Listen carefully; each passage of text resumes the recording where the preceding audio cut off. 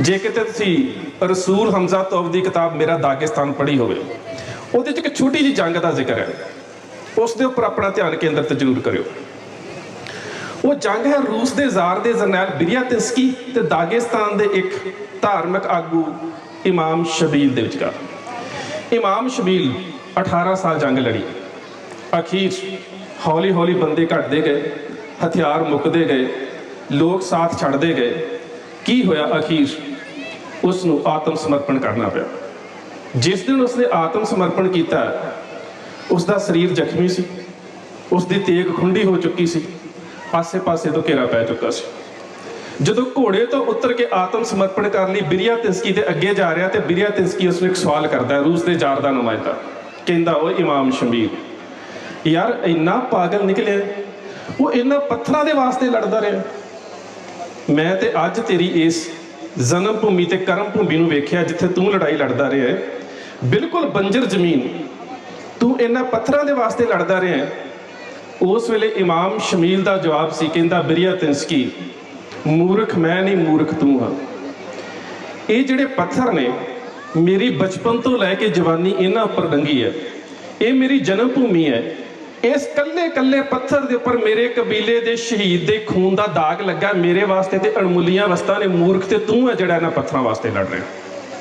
ਮੇਰਾ ਕਹਿਣ ਤੋਂ ਭਾਵ ਕਿ ਜਦੋਂ ਮਨੁੱਖ ਦੇ ਅੰਦਰ ਆਪਣੀ ਜਨਮ ਤੇ ਕਰਮ ਭੂਮੀ ਦੀ ਆਜ਼ਾਦੀ ਦਾ ਸੰਕਲਪ ਜਨਮ ਲੈਂਦਾ ਹੈ, ਫਿਰ ਉਹ ਸੰਕਲਪ ਜਿਹੜਾ ਕੇਵਲ ਤੇ ਕੇਵਲ ਧਾਰਮਿਕ ਭਾਵਨਾਵਾਂ ਤੇ ਧਾਰਮਿਕ ਵਿਚਾਰਧਾਰਾ ਜਿਹੜੀ ਉਸਦੀ ਰਹਿਨੁਮਾਈ ਕਰਦੀਆਂ ਨੇ। ਜਿਸ ਵੇਲੇ ਬੇਸ਼ੱਕ ਅੱਜ ਜਦੋਂ ਅਸੀਂ ਰਾਸ਼ਟਰਵਾਦ ਦੀ ਤੇ ਸਟੇਟ ਦੀ ਗੱਲ ਕਰਦੇ ਹਾਂ, ਖਾਸ ਕਰਕੇ ਬ੍ਰਹਮਨਿਸਟਿਕ ਨੈਸ਼ਨਲਿਜ਼ਮ ਦੀ, ਹਿੰਦੂਤਵੀ ਰਾਸ਼ਟਰਵਾਦ, ਉਹਦੇ 'ਚ ਕੀ ਹੋ ਰਿਹਾ?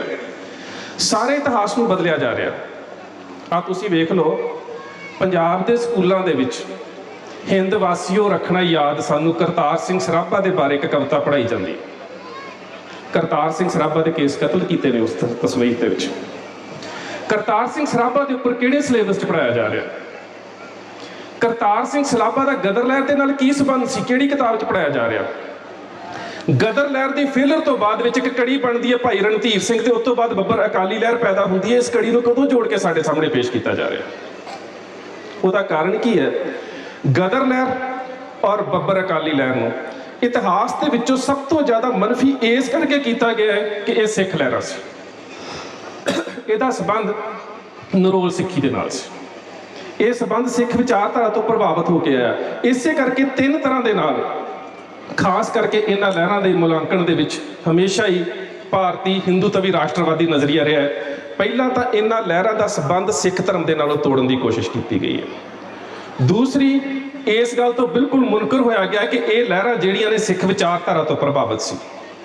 ਤੀਸਰੀ ਗੱਲ ਜਿਹੜੀ ਹੈ, ਉਹ ਸਾਡੇ ਵਾਸਤੇ ਸਭ ਤੋਂ ਟ੍ਰੈਜਡੀ ਵਾਲੀ ਸੀ ਕਿ ਜਿਹੜੇ ਗਦਰੀ ਬਾਬੇ ਗ੍ਰਿਫਤਾਰ ਹੋਏ, ਜੇਲ੍ਹਾਂ ਕੱਟ ਕੇ ਬਾਅਦ 'ਚ ਆਏ, ਉਹਨਾਂ ਦਾ ਧਾਰਮਿਕ ਜੀਵਨ ਕਿਸੇ ਨੇ ਕਲਮਬੰਦ ਨਹੀਂ ਕੀਤਾ, ਜਿਹੜਾ ਇੱਕ ਬਹੁਤ ਵੱਡਾ ਗੈਪ ਹੈ। ਰਜਿੰਦਰ ਸਿੰਘ ਹੁਣੀ ਬੇਸ਼ੱਕ ਬਹੁਤ ਕੰਮ ਕਰ ਰਹੇ ਨੇ, ਪਰ ਜਿਹੜੇ ਸਰੀਰ ਜਾ ਚੁੱਕੇ ਨੇ, ਇਹ ਜਿਹੜਾ ਗੈਪ ਸੀ, ਮੈਂ ਜਿੱਥੋਂ ਗੱਲ ਸ਼ੁਰੂ ਕੀਤੀ ਸੀ ਨਾ ਕਿ ਅਨਟਿਲ ਦਾ ਲਾਇਨ ਹੈਵ ਨੋ ਹਿਸਟੋਰੀਅਨ, ਜਿੰਨਾ ਚਿਰ ਤੱਕ ਸ਼ੇਰ ਆਪਣੇ ਇਤਿਹਾਸ ਦੀ ਰਚਨਾ ਖੁਦ ਨਹੀਂ ਕਰੇਗਾ, ਸ਼ਿਕਾਰੀ ਆਪਣੀ ਮਰਜ਼ੀ ਕਰੇਗਾ। ਅਗਲੀ ਗੱਲ ਕਹੀ ਜਾਂਦੀ ਹੈ ਕਿ ਜਿਹੜੀ ਗਦਰ ਮੂਵਮੈਂਟ ਹੈ ਉਹ ਸਾਵਰਕਰ ਤੋਂ ਪ੍ਰਭਾਵਿਤ ਹੈ। ਸਾਵਰਕਰ ਤੋਂ ਜੇ ਗਦਰ ਮੂਵਮੈਂਟ ਪ੍ਰਭਾਵਿਤ ਹੈ ਤੇ ਇੱਕ ਮੈਂ ਇਹ ਗੱਲ ਦਾਅਵੇ ਨਾਲ ਕਹਿੰਦਾ ਕਿ ਕਾਮਰੇਡ ਵੀਰ ਬਹੁਤ ਵੱਡੇ ਭੁਲੇਖੇ ਦੇ ਵਿੱਚ ਨੇ। ਜਿਹੜਾ ਸਾਵਰਕਰ ਹੈ ਉਹ ਹਿੰਦੂ ਮਹਾਸਭਾ ਦਾ ਰਚੇਤਾ ਸੀ, ਔਰ ਜਿਹੜੀ ਹਿੰਦੂ ਮਹਾਸਭਾ ਹੈ ਉਹ ਭਾਰਤੀ ਧਰਮ ਦੇ ਦਾਇਰੇ 'ਚ ਹਿੰਦੂਤਵ ਦੇ ਰਿਵਾਈਵਲ ਦੀ ਗੱਲ ਕਰਦੀ ਹੈ। ਉਹ ਨਾਸਤਿਕਵਾਦ ਨਹੀਂ ਹੈਗਾ, ਉਹ ਹਿੰਦੂ ਧਰਮ ਦਾ ਆਸਤਿਕਵਾਦ ਹੈ। ਜੇ ਅਸੀਂ ਕਹਿੰਦੇ ਹਾਂ ਕਿ ਉਸ ਲਹਿਰ ਦਾ ਜਿਹੜਾ ਨਾਇਕ ਹੈ ਸਾਵਰਕਰ ਹੈ, ਤੇ ਫਿਰ ਮੇਰੇ ਸਾਹਮਣੇ ਦੋ ਤਿੰਨ ਸਵਾਲ ਨੇ। ਜਾਂ ਤਾਂ ਉਹ ਜਿਹੜੀ ਮੂਵਮੈਂਟ ਹੈ ਉਹਦਾ ਬਿਲਕੁਲ ਹਿੰਦੂਤਵੀ ਪੱਖ ਹੈ, ਜਾਂ ਉਸਦਾ ਕਮਿਊਨਿਜ਼ਮ ਨਾਲ ਕੋਈ ਸੰਬੰਧ ਨਹੀਂ, ਤੇ ਜਾਂ ਇੱਕ ਸਾਜ਼ਿਸ਼ੀ ਵਿਧੀ ਦੇ ਅਧੀਨ ਸਿੱਖ ਧਰਮ ਦੇ ਨਾਲੋਂ ਤੋੜਿਆ ਜਾ ਰਿਹਾ। ਪਰ ਅਸਲੀਅਤ ਇਹ ਹੈ, ਸਾਵਰਕਰ ਦੀ ਇੱਕ ਆਪਣੀ ਕਿਤਾਬ ਹੈ 6 glorious pages of Indian history, भारतीय इतिहास के 6 स्वर्णीय पृष्ठ।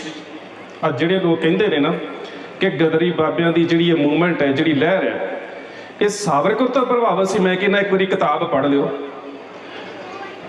ਜਿਹੜੇ ਕਹਿੰਦੇ ਨੇ ਸਾਵਰਕਰ ਆਪਣੀ ਕਿਤਾਬ 'ਚ ਲਿਖਦਾ ਹੈ ਕਿ ਗੁਰੂ ਗੋਬਿੰਦ ਸਿੰਘ ਦੇ ਨਾਕਾਮ ਹੋ ਚੁੱਕੇ ਸੰਘਰਸ਼ ਨੂੰ ਬੰਦਾ ਵੈਰਾਗੀ ਨੇ ਪੂਰਨ ਕੀਤਾ। ਸਾਵਰਕਰ ਕਹਿੰਦਾ ਹੈ कि गुरु अर्जन साहब की शहादत के समय इको एक चंदू ही ऐसा ब्राह्मण सी जिन्हें करोड़ों रुपये दे के गुरु साहब की जान बचाने की कोशिश की। ਸਾਵਰਕਰ ਹੀ ਆਪਣੀ ਕਿਤਾਬ 'ਚ ਕਹਿੰਦਾ ਹੈ ਕਿ ਗੁਰੂ ਤੇਗ ਬਹਾਦਰ ਸਾਹਿਬ ਦੀ ਸ਼ਹਾਦਤ ਦਾ ਕਾਰਨ ਹਿੰਦੂ ਧਰਮ ਦੀ ਰੱਖਿਆ ਨਹੀਂ ਸੀ। ਸਾਵਰਕਰ ਹੀ ਕਹਿੰਦਾ ਕਿ ਹਿੰਦੂ ਇਤਿਹਾਸ ਦਾ ਸਭ ਤੋਂ ਗਲੋਰੀਅਸ ਪੀਰੀਅਡ ਆਫ ਹਿਸਟਰੀ ਇਹ ਹੈ ਕਿ ਬੰਦਾ ਸਿੰਘ ਬਹਾਦਰ ਨੇ ਹਿੰਦੂ ਸਾਮਰਾਜ ਦੀ ਸਥਾਪਨਾ ਕੀਤੀ। ਸੋ ਕੀ ਸਿੱਖ ਲਹਿਰ ਜਿਸ ਦੇ ਸ਼ਹੀਦ ਤੇ ਸਰਵਾਈਵ ਕੀਤੇ ਜਾਣ ਵਾਲੇ ਆਜ਼ਾਦੀ ਦੇ ਸਮੇਂ ਤੋਂ ਬਾਅਦ ਵੀ ਜਿਉਂਦੇ ਰਹਿਣ ਵਾਲੇ ਜਿਹੜੇ ਗੁਰਸਿੱਖ ਨੇ, ਜਿਨ੍ਹਾਂ ਦਾ ਕਰਤਾਰ ਸਿੰਘ ਝੱਬਰ ਨੇ ਜ਼ਿਕਰ ਕੀਤਾ ਹੈ, ਇਹਨਾਂ ਸਾਰੇ ਸ਼ਹੀਦਾਂ ਨੂੰ ਬਾਣੀ ਕੰਠ ਸੀ, ਮੋਸਟਲੀ ਅੰਮ੍ਰਿਤਧਾਰੀ ਸੀ। ਕੀ ਉਹ ਇਸ ਵਿਚਾਰਧਾਰਾ ਤੋਂ ਪ੍ਰਭਾਵਿਤ ਹੋਣਗੇ ਕਿ ਜਿਹੜੇ ਆਪਣੇ ਗੁਰੂ ਸਾਹਿਬਾਨ ਦੇ ਖਿਲਾਫ ਲਿਖਦਾ ਹੋਵੇ ਉਹਦੀ ਵਿਚਾਰਧਾਰਾ ਤੋਂ ਪ੍ਰਭਾਵਿਤ ਹੋ ਜਾਣ? ਦੂਸਰੀ ਗੱਲ, ਭਾਰਤੀ ਇਤਿਹਾਸ ਦੇ ਇਹਨਾਂ ਅਖੌਤੀ ਯੋਧਿਆਂ ਦੇ ਵਿੱਚੋਂ ਸਾਵਰਕਰ ਹੀ ਐਸਾ ਯੋਧਾ ਹੈ ਜਿਹਦੀਆਂ ਸਭ ਤੋਂ ਵੱਧ ਮਰਸੀ ਪਟੀਸ਼ਨ ਸਾਨੂੰ ਮਿਲਦੀਆਂ ਨੇ, ਰਹਿਮ ਦੀਆਂ ਅਪੀਲਾਂ ਕਿ ਮੇਰੀ ਜਾਨ ਬਖਸ਼ੀ ਕੀਤੀ ਜਾਵੇ। ਬੇਸ਼ੱਕ ਅੱਜ ਉਹਦੀ ਫੋਟੋ ਪਾਰਲੀਮੈਂਟ 'ਚ ਲਾਉਣ ਦੀ ਗੱਲ ਚੱਲਦੀ ਹੈ, ਤੁਸੀਂ ਆਪਣੇ ਗਦਰੀ ਬਾਬਿਆਂ ਦੇ ਵਿੱਚੋਂ ਕੋਈ ਇੱਕ ਵੀ ਰਹਿਮ ਦੀ ਅਪੀਲ ਕੱਢ ਕੇ ਦੱਸ ਦਿਓ, ਇੱਕ ਵੀ ਦੱਸ ਦਿਓ ਮਰਸੀ ਪਟੀਸ਼ਨ। ਕਰਤਾਰ ਸਿੰਘ ਸਰਾਭਾ ਦੀ ਮਿਲਣੀ ਹੁੰਦੀ ਆ ਫਾਂਸੀ ਤੋਂ ਪਹਿਲਾਂ ਆਪਣੇ ਦਾਦੇ ਦੇ ਨਾਲ।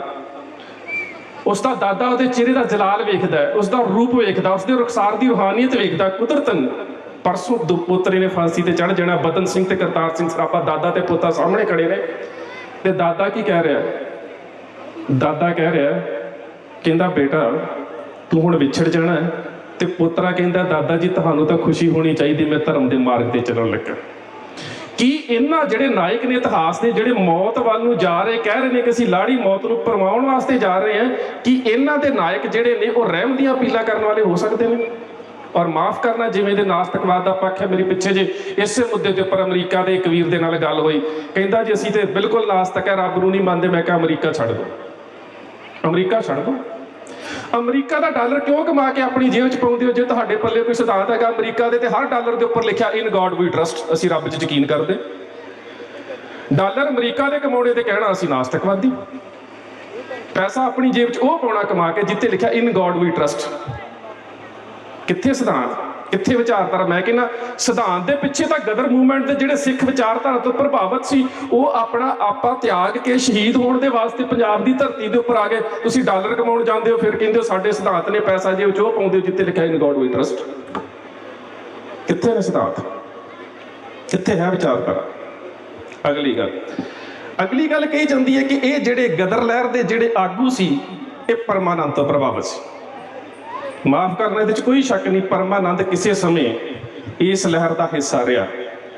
ਪਰਮਾਨੰਦ ਲਾਲਾ ਹਰਦਿਆਲ ਦਾ ਸਾਥੀ ਰਿਹਾ। ਪਰਮਾਨੰਦ ਜੇਲ੍ਹ ਦੇ ਵਿੱਚ ਵੀ ਗਿਆ, ਔਰ ਜਿਸ ਵੇਲੇ ਕਰਤਾਰ ਸਿੰਘ ਸਰਾਭੇ ਨੂੰ ਫਾਂਸੀ ਹੋ ਜਾਂਦੀ ਹੈ, ਪਰਮਾਨੰਦ ਵੀ ਮਰਸੀ ਪਟੀਸ਼ਨ ਦੇ ਕੇ, ਰਹਿਮ ਦੀ ਅਪੀਲ ਦੇ ਕੇ ਬਾਹਰ ਆਇਆ। ਪੜ੍ਹੋ, ਇੱਕ ਸਰਦਾਰ ਬਲਵੰਤ ਸਿੰਘ ਭੋੜੂ ਦੀ ਕਿਤਾਬ ਹੈ, ਇਹਨਾਂ ਦੀਆਂ ਸ਼ਹੀਦੀਆਂ ਦਾ ਸੱਚ, ਜ਼ਰੂਰ ਪੜ੍ਹਿਓ ਉਸ ਕਿਤਾਬ ਨੂੰ। ਤੁਹਾਨੂੰ ਪਤਾ ਲੱਗੇਗਾ ਕਿ ਜਿਹੜੇ ਸੱਚਮੁੱਚ ਸ਼ਹੀਦ ਹੋਣਾ ਚਾਹੁੰਦੇ ਸੀ, ਉਹ ਤਾਂ ਵਿਦੇਸ਼ ਦੀ ਧਰਤੀ ਤੋਂ ਪੰਜਾਬ ਆ ਰਹੇ ਨੇ, ਤੇ ਜਿਨ੍ਹਾਂ ਨੂੰ ਅੱਜ ਅਸੀਂ ਪੰਜਾਬ ਕੇਸਰੀ ਤੇ ਸ਼ੇਰੇ ਪੰਜਾਬ ਕਹਿ ਰਹੇ ਹਾਂ, ਪੰਜਾਬ ਦੀ ਧਰਤੀ ਤੋਂ ਅਮਰੀਕਾ ਤੇ ਯੂਰਪ ਜਾ ਰਹੇ ਨੇ, ਤੇ 1920 'ਚ ਵਾਪਸ ਆਉਂਦੇ ਨੇ, ਜਦੋਂ ਸਾਰੇ ਗਦਰੀ ਸ਼ਹੀਦ ਹੋ ਚੁੱਕੇ ਹੁੰਦੇ ਨੇ। ਇਹ ਹੁਣ ਤੁਸੀਂ ਵੇਖ ਲਿਓ ਕਿ ਗਦਰੀ ਬਾਬੇ ਕੌਣ ਸੀ।